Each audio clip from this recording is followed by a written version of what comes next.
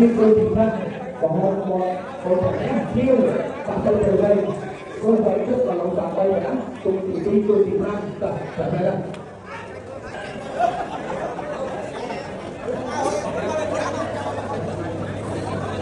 tôi thì thấy tôi thì phải lâu dài đây rồi đã tại đây này tôi là có một đồng giấy theo mọi đồng không tại đây là canh trước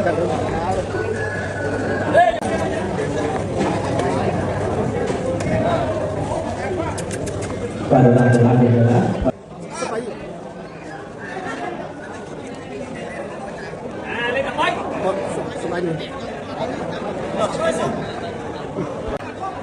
Theo cả năm thời gian này, tôi đã cho tôi trả lời như vậy không được.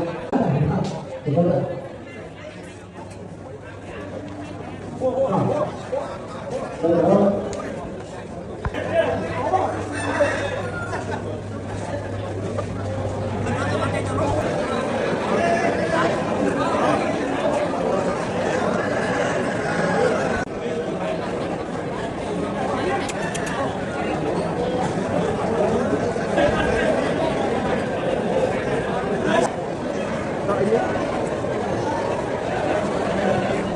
Con ấy là đấy.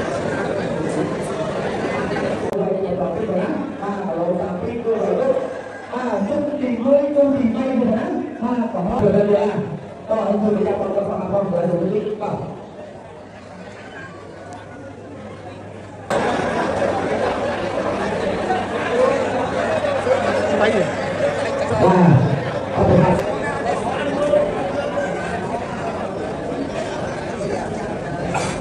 Căng thủng đĩa.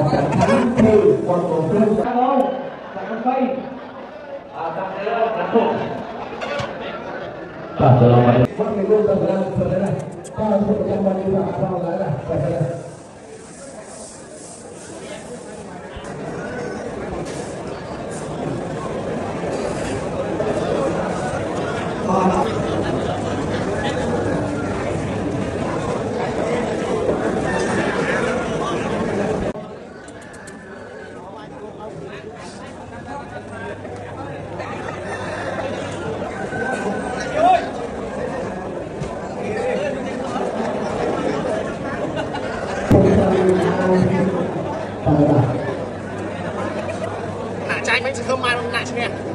Tay. Phải.